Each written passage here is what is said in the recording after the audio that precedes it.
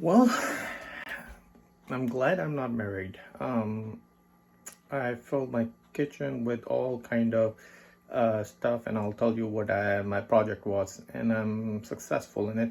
It's kind of something I want to do, but I was kind of hesitant to do it, but I did it anyway today. So it's you get to get over your fears and finish a project and test out what it means. So anyway, I'm going to show you what I'm doing. So what you're seeing is European inverter. This is a summary 240 volts, to be exact, it's a 229 volts pure sine wave all-in-one inverter. This thing produces 2400 watts of power. It's 3000 or 3 kilovolt amps unit. This thing can charge from utility, charge from solar, has a built-in PWM charge controller. It also has let me show you. Right now there's no solar connected to it. I just wanted to test and see if I'm able to put some loads on it. By default, these guys cannot do, because they're designed for European market. So number one concern I had was in Europe they use 50 hertz frequency output. I kind of knew and not know, but I wasn't sure if this inverter can do 60 hertz, because normally they use 50 hertz over there in Europe and 240 volt, to be exact, was 228 volts. But in order to be able to use it in US or any appliances in US, you have to have 60 hertz. Very important. I mean, you can use a transformer to lower the voltage from 240 to 120, but you cannot change the frequency.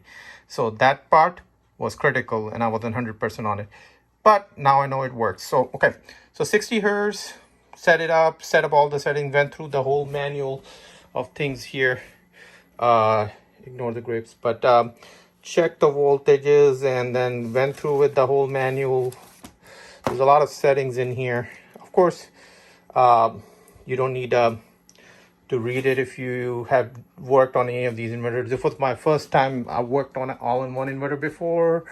I did not. I had only regular inverters, like none of them have a charge controller built in. So now this thing by default can handle about 1200 watts of panels. You can connect 24 volt panels to it, 5 panels, and this will charge your batteries up to 50 amps. What I'm using for batteries is these are lithium iron phosphate UPS style batteries. These things have active balancer but no BMS on them. I've fused them in. Each wire is about 10 gauge, so you're looking at 30 amps. So to protect the wire, I put a 30 amp fuse. These batteries can handle 30 amps. 2 sets make it about 60 amps. So maximum load I can put on these batteries is about 1500 watts. The inverter can do 2400. I've not put that much load on it. Now, okay, so the thing is, this is for Europe market. It's not for US market. What you need to use this is, because it takes 240 in and 240 out. It does not have any 120 output. So you're gonna need a transformer. Once I set that up to 60 hertz, I use this 5000 watt isolation step down transformer. This thing right here is big, but you know, you have a better safety margin. This inverter this transformer can take the 240 volt out of this inverter and convert it into 120 volts. And I can get pretty much maxed out. I can put a 5000 watt inverter and use that, but literally this outlet will be my bottleneck with this. So you know, it's perfect for up to 2400 watt, but like a 20 amp circuit, basically you shouldn't have any problem. I don't know why they call it a 5000. It definitely doesn't have the dual output outlets or anything like that. I guess if you take the transformer, you could plug in another outlet or anything like that, but I wouldn't want to do that. So took the 240 out, put it in the back right here, ran some, split some cord, connected it into the line input, did ground it, if you see that right there. Anyway, voltage came in, output, checked it with the voltmeter first because I wanted to make sure I'm getting the right voltage out. Never used this before, first time. And generally speaking, if you have any European device and you want to run it here in US, you can literally plug this transformer into 110 output and get 240 out, or put in 240 out and get 110 out. So that's what I'm doing right now with it. Take input is 240, output is 120. To be exact, is 228 is input, output is 115. Okay, so that's what I'm getting out of it. So this thing shouldn't have any problem with one complete circuit. Very good setup. So you have a very high value here. This all-in-one inverter can do AC charging, can do solar charging, and can run your house on batteries. Not these are just for test purposes. You're gonna need bigger amp hour. These are like 10 amp hours. Total combined is 20 amp hours. So I mean, they're not going to last very long, but for a short time, low load, even these might do better than the having no backup. So this is great. It's like a portable generator. You can power your device. I want to make a generator truck, like solar hand truck, solar generator. Basically, instead of having it on the in a box, I might put that in a hand truck. Depending on the weight of the battery, I might just put it in a box. Who knows? If the batteries are too heavy, then you do need it. The benefit of putting it on the hand truck is easier to roll, but I don't think this inverter is so light. The transformer is a little heavy, and the battery is going to be, not these, the bigger battery is going to be heavier. So success. Now another thing I did is, of course, I connected the line input. Now the line input in here is 240 volts too. So I was thinking, and of course I've never attempted this before, so 240 input, and if I want to charge these batteries with this inverter, all I have to do is take this transformer out of here from providing the output, take it out, you do it step up, and then connect 110 input into it and get 240 to go into this inverter to charge the batteries. So this transformer works both for charging and discharging. So it's a very good self-contained unit. Now if you have a generator input into it, like 240, or if you have 240 outlet hooked up, you can just directly wire into 240, not a problem.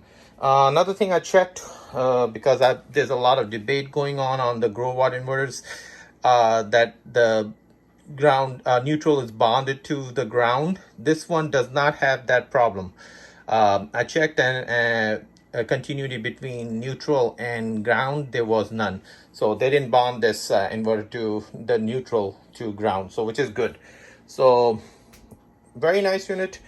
I think if you buy it off the eBay right now, these inverters are going for about $300. This transformer is about 120 and up. You could pay up to $300. Some guys charging that much for it. But yeah, let's say 150. So $450, you have a really nice setup right there. Pure sine wave, charger, charge controller, AC charger, and I mean, this is just cheaper than the Growatt. It's not as big. You can't add multiple units to it, but literally for small setups where you don't care, you want basically, instead of buying a solar generator, you can use your own batteries with this, add more.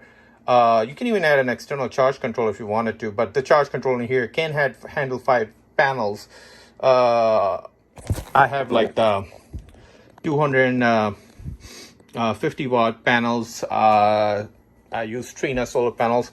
We'll connect that and test it and how well the PWM charge controller works. I guess the main issue with the PWM charge controller is you want to make sure you don't go high voltage, like you don't connect your panels in series. Yeah, so, sorry. I mean, so you saw my setup. It's really neat, but the thing is, I still have to connect the solar and see how it works. Once I'm successfully done with this inverter, then I will feel comfortable. I have Growatt inverters. Those are more expensive inverters, but they can handle 5,000 watts. So I can use the same transformer with them. And it's an isolation transformer. So it doesn't have like the midpoint transformer. I do have that too, but midpoint transformer requires a lot more effort. Like with this, the way I've set up, I don't even have a circuit breaker on it. It's just like connected directly to it. As long as you're running like a normal loads, like most of the loads that you have, like vacuum cleaner, you might put a 1500 watt load max on this inverter.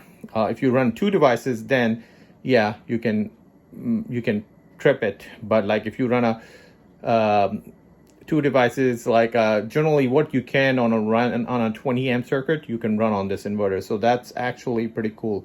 So for small cabin, for running refrigerator, for running this thing would be enough. Now you can't stack multiple inverters like these, but most people don't do that. Before this inverter, I've been using the 12 volt regular DC inverters. They don't have charger or charge control built in. So even if you go with very inexpensive inverter, plus add a charge controller, plus an AC charger to charge your battery in case your solar is not working or because it's no sun out there, you can use a generator to charge. This thing lets you do all that. Great value, and also it can do 240 loads up to I forgot, like 12 13 amps. Does have 50% surge capacity. What is saying 50% for 5 seconds. So it can run up to 150% load for 5 seconds. So if your motor kicks in, like if you have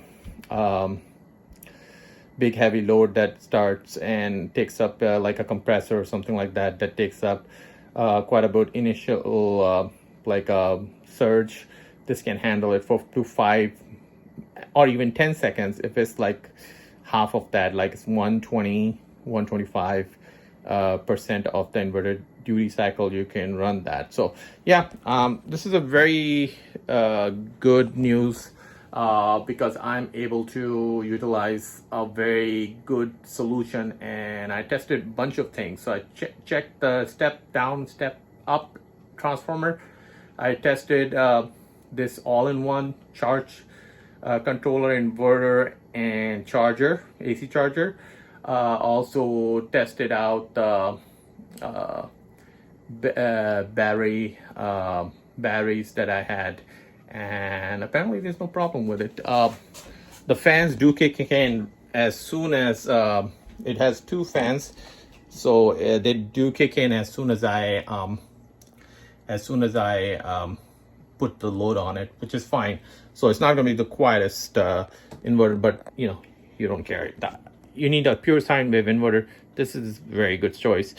A lot of guys are doing Growatt, and I have done myself Growatt too, but it's a big setup, and it's kind of like a I mean, I had the same problem with cars. So I never built the engine before, and I decided to build my Supra engine with high performance parts like forged piston, forged rods, and everything, you know, like placing all the parts in there. And I never finished that project. The problem was I never built the engine before, and I went all straight to the performance build, which was risky, and I'm glad I stopped because I saw so many people doing that and then breaking their rods or piston because they didn't have the right clearances. There's so many things when you're doing. So my point here is you do not want to start with a bigger project. So this is a smaller project, and now I'm successful, so I'm going to be making a similar video with Growatt inverter, of course on the bench first, because there's no point in setting it up on the wall. And one other thing I ran into that which was very interesting for me is a lot of people are talking about it. That's why I haven't done my own Growatt setup, because a lot of people are learning. So what they are learning, I'm using that. So I want to wait, kind of like let them beta test that inverter, make sure if there's any issue, they bring it in, and they did. One of the guys wasn't with the Growatt. He was just using a charge controller, MPPT charge controller on lithium batteries, and he figured out that the BMS on the one that the Dali BMS is, or even other BMSs that most people are using with MPPT charge controller, will not protect your batteries if the charge controller fails. So if you get a very high voltage from solar panels to the battery directly because the charge controller failed and shorted out, you're gonna destroy your batteries. That's a very bad thing. And I thought the BMS was going to protect it, but apparently BMS does not protect your batteries if the voltage is too high. There's a range of protection, and they don't list that information, and I didn't know. So it was very good to know that, because I've already had an issue with lithium iron phosphate cells. They were overcharged, cell shorted. The BMS, I guess, didn't disable. There was no BMS on that one. I think it was just a balancer on it. My point is, you want to make sure whatever you do to make your system as bulletproof as possible. So what you really want is some kind of high voltage cutoff, maybe based on relays, which are not affected by the high voltage. The MOSFETs that they're using to switch the current off and on a BMS, those have a specific range that they work on. They don't work on really high voltage. Kind of like in the EV world, when you have if you've seen how the electric cars have, they all have relays, and the relays are basically switching the battery disconnect. So if the battery is cut off till you have the relay, the low voltage turns on the high voltage, which is very critical, because otherwise you could die. That's pretty much it. If you touch high voltage DC, it's dangerous. Like some of the EVs can go upward of 500, 600 volts, even higher. But yeah, that's very dangerous. But even 100 volts DC can kill you, because on AC, the wave it goes up and it goes down, so it's not as severe as constantly staying high. There's no down, so it just, yeah, once you get shocked, there's no letting go. Like the AC, you have like if you when you get shocked, you can pull yourself out, your muscles don't lock up. With a DC, it's not the same, and if it hits your heart, you're done. So yeah, never experienced it, and I hope not to experience it. I've worked with up to 174 DC, and if you do high voltage DC charge controllers, then you have to be very careful with it. Have as many disconnects. Make sure you don't complete the circuit till you check all your work for grounding or anything like that. And of course, ground all your panels and all this stuff. So yeah, great experiment. Very excited. I'm going to have more videos based on the inverter like that. So thank you for watching my videos. Thank you for liking, sharing, and of course subscribing. And thank you very much, and I will be posting Growatt inverter video pretty soon. Thanks. Bye. Oh, almost forgot to show you the load action on the inverter. So watch that. I'm going to run a vacuum cleaner on it, and the vacuum cleaner is going to put about 900 watts. So I'll show you this screen, and then you can see the load yourself. So this thing handles no problem. I'm not going to run it for too long because my batteries are really small. They're 10 20 amp hour and I'm putting 30 amps, so I'm going 1.5 C on it, discharge rate. And that's, I mean, these batteries, lithium iron phosphate can handle 3 C, but I don't want to do that, especially since they don't have the BMS built into it. Okay, all right, let me show you that. All right, so as you see, the breaker is on here. The vacuum cleaner is plugged in the 110 outlet. The batteries are connected, fused with 30 amp. That's the maximum you want out of these batteries. Up to 1500 watts you can get it. So but I don't want to do it for too long because that will be 3C. And then this right here, I'm going to switch to load